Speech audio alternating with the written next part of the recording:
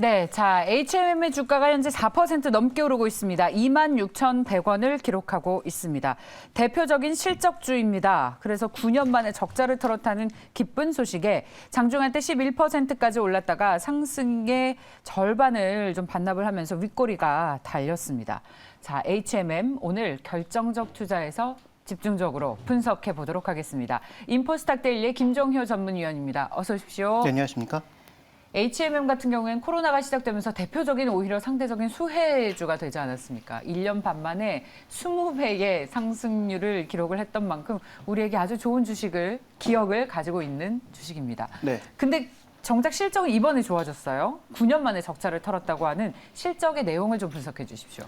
네, 일단 뭐 적자 기업이었다가 재작년에 어느 정도 실적의 개선세를 보였고 그러니까 몇 천억 단위의 실적이 났던 것이 올해 기준으로 보면 지금 뭐 7조 그리고 작년 기준으로 7조 그다음에 올해 기준으로 보면 지금 뭐 증권사마다 약간의 차이는 있지만 그래도 더 증가할 것이다라고 보고 있는 거죠. 그래서 작년 실적만으로도 기존에 오랫동안 쌓여있던 이 손실금을 다 털고도 남는 그런 양상인 거고요. 네. 그다음에 올해 일단 뭐 여러 가지 변수들이 있어서 정확하게 측정하기는 어렵겠지만 추가적인 실적의 개선이 올해도 유지될 수 있다. 다만 이제 시장에서 우려하고 있는 것은 올해 피크아웃 아니냐.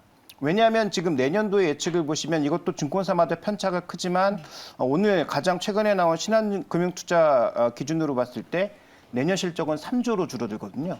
그러니까 올해 9조였다가 내년에 3조로 줄어들면 뭐 물론 과거의 평균치에 비해서는 굉장히 높은 실적이지만 이렇게 급격하게 줄어드는 것은 주가 모멘텀 측면에서 보면 굉장히 탄력이 둔화되는 것입니다. 그러니까 작년 연초에 나타났던 급격한 상승은 무려 몇십 배 이 실적이 뛸 수 있다라는 그 기대감에 굉장히 크게 올랐다가 그다음에 이제 두 가지 이슈로 주가가 눌림을 받은 거죠. 이게 이렇게 계속 갈 수 있을까? 다시 이렇게 우리가 온사이드로 가면 눌려있던 것이 온사이드로 가면 과연 이 HMM의 실적은 유지될 수 있을까라는 그런 부담감 거기다 아시는 것처럼 2조 원이 넘는 시비 물량들 이런 것들이 흘러나왔을 때 과연 버틸 수 있을까라는 부담감이 더해지면서 주가는 고점 대비 반토막이 난 상황. 그런데 지금 우리가 주가를 판단하는 데 있어서 상대적 지표라고 볼 수 있는 PR로 보면 2배도 안 되는 수준. 여전히 싸군요. 네, 싸지만 여기서 이제 피크아웃이라면 고민이 될 수밖에 없는 그런 상황. 그다음에 또 한 가지 측정이 어려운 것이 지금 현재 주식수를 기반으로 하면 그렇게 되는데 2조 원가량의 이 시비 물량들이 전부 행사가가 5천 원이거든요. 5천 원에 행사되면 행사하는 쪽은 거의 무조건 이익 아니겠습니까? 네. 그러면 이들이 언제쯤 이것을 물량화하느냐에 따라서 주식수의 증가라고 하는 희석 효과가 있기 때문에 이에 대한 예측도 명확하게 하기는 어렵죠. 그래서 현재 이 종목에 대해서는 PR에 대한 전반적인 신뢰도가 조금 떨어지는 그런 상황으로 우리가 이해를 해볼 수가 있습니다. 네, 주가가 무조건 이제 PER이 낮다고 해서 싸다고 볼 수 없는 국면이다라는 말씀이신데요. 그 실적 얘기를 조금 더 해보면 앞서 이제 코로나 수혜주로 분류가 됐었던 것이 컨테이너 병목 현상에 대한 수혜를 받은 건데 이제는 적체 현상이 해소되면서 또 운임도 같이 하락을 하고 있습니다. 네. 그래서 이제 실적 피크아웃 얘기가 나오는 것인데 어떨까요? 이 부분에 대해서 조금 더 한번 살펴봐야 될 것 같습니다. 자, 운임이 2분기 피크가 되면 실적 역시도 이른바 올해 한 해를 놓고 봤을 때 상고하저가 되지는 않을까라는 지적에 대해서 위원님 어떻게 생각하세요? 일단 우리가 PQ를 다 봐야죠. 예. 그러니까 P는 떨어질 수밖에 없다. 왜냐하면 경기가 회복되면서 지금 쌓여있는 적체 물량들 다 소화하고 그다음에 이제 본격적인 경기 회복으로 가게 되면 일단 가격이 정상화되는 것은 뭐 피해갈 수 없는 부분이죠. 왜냐하면 지금 대부분의 항구들에서 모두 이제 추가적으로 이제 물량들을 늘리고 있는 상황인 것이고 그다음에 이 쌓여있던 리드 타임 자체가 이제 해소되기 시작하면 높아진 가격이 떨어지는 것은 뭐 피해갈 수 없다라고 봐야 됩니다. 그러면 과연 Q가 얼마나 증가할 거냐가 관건인데 Q가 생각보다 그렇게 크게 증가하지는 않을 거라는 거죠. 그러니까 지금 Q가 증가할 거라고 기대를 하면 P가 떨어져도 상관이 없는데 Q가 과연 얼마나 증가할 수 있느냐에 대해서 물음표를 달고 있는 것이 미국과 중국이 여전히 이렇게 각을 세우고 있고 최근 러시아를 둘러싼 여러 가지 이슈로 인해서 또 물동량이 떨어질 만한 요인들도 충분히 있는 것이죠. 그래서 이런 요인들을 고려해 보면 지금 준비된 그림에서 보시는 것처럼 이번 물동량의 최고 문제는 어디? 미국이었습니다. 네. 그래서 제가 준비된 화면을 조금 보여주시면 일단 유럽 쪽도 뭐 물론 고점 대비해서 많이 내려왔지만 미국은 거의 드라마틱하게 거의 급전직하에서 떨어진 양상이었는데 지금 롱비치 항구 중심으로 해서 어느 정도 빠르게 좀 회복을 보일 것으로 예상이 되고 있습니다. 롱비치 항구가 추가적으로 물동량을 40% 늘릴 수 있는 그런 준비가 되어 있고 그다음에 이제 오미크론 이슈가 조금 지나가면서 사람들만 채워지면 바로 이제 적체 물량들이 좀 일부 풀릴 수 있다라는 얘기가 들려오고 있기 때문에 이런 관점에서 우리가 고려해 본다면 현재 지금 피가 떨어지는 것은 시간 문제. 그게 이제 상반기 말에 떨어질지 하반기에 떨어질지 모르겠지만 조금 떨어지지 않을까라고 보고 있고요. 그래서 이제 주가를 준비된 그림으로 보시면 이 지금 상하이 그 운임지수라고 봐야 될 텐데 이게 이런 식으로 툭툭 떨어질 거라는 거죠. 장기 계약이긴 하지만 스팟 가격이 떨어지게 되면 장기 가격도 결국은 변동성이 있을 수밖에 없다라는 관점에서 이러한 이익 하락 자체가 Q가 크게 늘지 않으면 전반적인 실적 하락으로 닿을 수 있기 때문에 이익 피크라고 하는 그런 문제 여기에 대해서 시장이 조금 민감하게 반응을 하고 있는 것이 아닌가. 그래서 굉장히 좋은 실적에도 불구하고 그렇군요. 장 초반 크게 강세를 보였지만 윗꼬리에서 물량을 계속 소화할 수밖에 없는 이유가 여기에 있지 않냐 이렇게 봐야 될 것 같습니다. 그래요. P와 Q를 두 개 다 봐라라는 말씀을 하셨는데 운임 가격도 이제 하락하고 있는데 그렇다면 물동량이 올라서 이걸 받쳐주느냐라고 했더니 물동량의 증가 또한 지금 뭐 미국을 비롯한 전 세계 글로벌 경기 때문에 제한적일 수 있다라고 하면 HMM의 실적은 정말 우리가 얘기했던 것처럼 상고하저의 실적이 힘을 받네요. 그런 예상이. 그렇습니다. 근데 이제 문제는 이 종목이 지금 여러 가지 약재를 반영해서 작년 고점에서 반토막이 난 지금의 가격이 네. 그러면 과연 여러 가지 약재를 고려했을 때도 비싼 가격이냐? 예. 아니면 여러 가지 약재를 고려했을 때는 적절한 가격이냐? 예. 여기에 대해서 이제 우리가 논의해 볼 필요가 있는 것이죠. 네. 그러면 결론부터 말씀드리면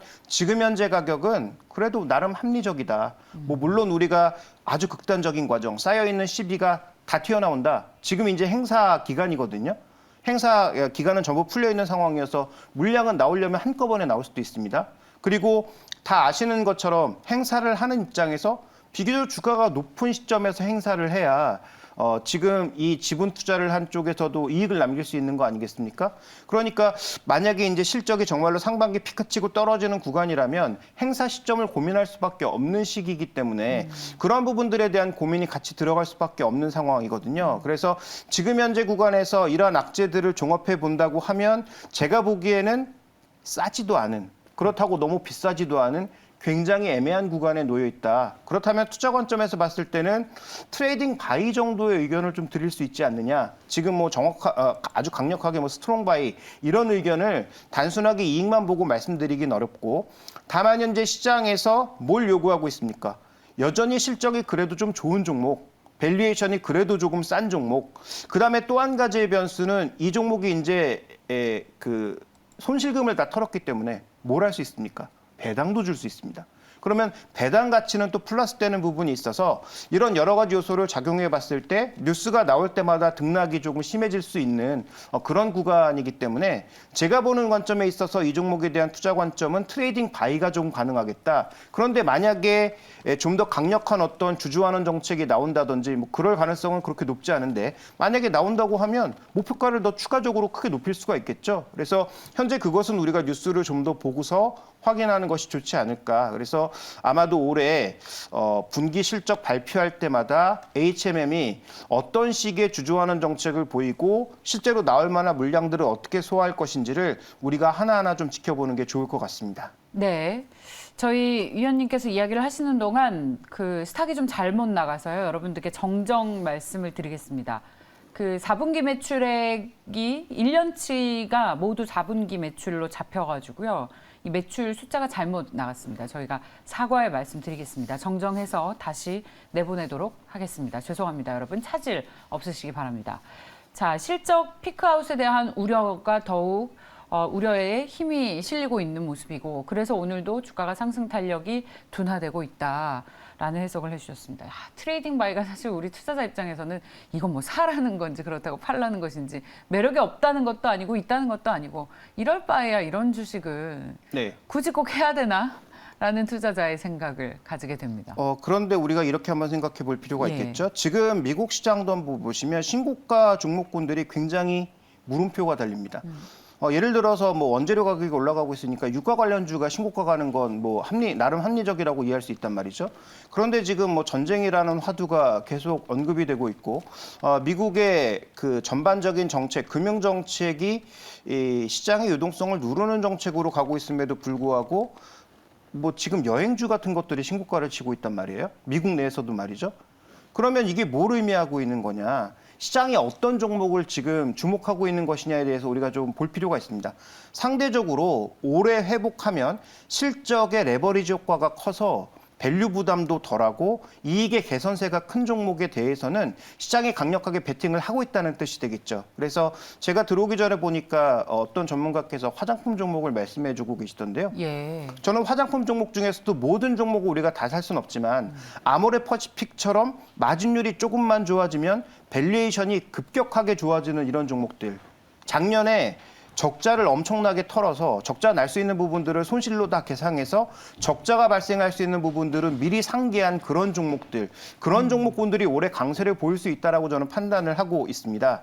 또 하나, 그다음에 이 종목이 아까도 잠깐 언급드렸지만 지금 굉장히 애매하긴 한데 그러면 올해 실적이 작년만큼 나온다고 하더라도 네. 고평가냐? 예. 그렇진 않다라는 거죠. 그래서 트레이딩 바이를 말씀드리는 것이고 그럼 트레이딩 바이 입장에서는 어떻게 접근하는 게 좋을까? 오늘처럼 급격하게 강세를 보였다 떨어지는 구간에서 사는 게 좋으냐? 그렇지 않다는 거죠. 뭔가 시장의 분위기가 좀 바뀌어서 성장주 쪽으로 매기가 좀 쏠리고 이들 종목이 조정을 받을 때 소위 단기 상승 추세를 깨지 않는 선에서라면 트레이딩 매수를 할 수 있는 거죠. 그렇다면 트레이딩 매수의 시점은 오늘이 아니라 단기 조정이 나타나는 뭐 내일 혹은 뭐 모레 정도 이럴 때 들어가시면 제가 보기엔 지금 현재 시장이 요구하는 종목의 성격에서 이 HMM이 크게 벗어나지 않기 때문에 그다음에 지금 올라오고 있는 것을 보면 HMM만 올라오고 있는 것이 아니라 글로벌 리학에 관련된 종목군들도 물론 전고점까지 올라갈 가능성은 낮지만 충분히 나타나고 있는 국면이니까 그런 관점에서 저는 조정 시에 매수는 충분히 가능하다라고 보고 있습니다.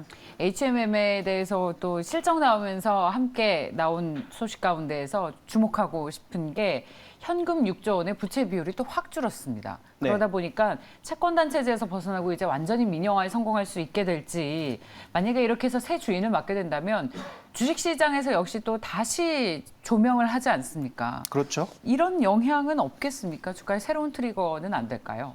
그 부분도 물론 긍정적일 수 있는데 아까도 예. 언급드렸지만 그러면 그 2조 원에 쌓여 있는 시비 물량을 어떻게 소화할 거냐가 이제 관건인 거죠. 네. 그러면 과연 그것을 시장에서 소화하느냐 아니면 합리적인 가격으로 인수하는 사람이 사주느냐가 관건이 될 텐데 이것은 우리나라에 지금 국적 해운사가 HMM밖에 남지 않았기 때문에 결국은 HMM의 그 위상이나 이런 것들을 생각해 보면 뭐 장기적인 투자 관점에서도 메리트를 줄 수 있겠습니다만 이건 글로벌 물동량이 어디까지나 강력하게 늘어난다라고 생각했을 때 가능한 얘기입니다. 그래서 피가 떨어져도 Q가 계속 증가할 수 있어서 이익의 항상성, 이익의 어느 정도의 변동성은 있겠지만 어느 정도의 레벨을 계속 지켜주는 그런 양상이 나타나야 되는 거죠. 근데 그렇지 않고 적자로 갔다가 흑자로 갔다가 이런 식의 어떤 그 등락을 보여주게 되면 그러면 이 종목에 대해서 강력하게 베팅할 만한 사람이 있을까에 대한 고민도 얘기가 나오고 있는 거죠. 그래서 시장에서 지금 뭐 기저에는 여러 가지 얘기들이 나오고 있습니다. HMM을 누군가 인수할 거야라는 그런 얘기가 예. 계속 언급이 되고 있고 그 대표적인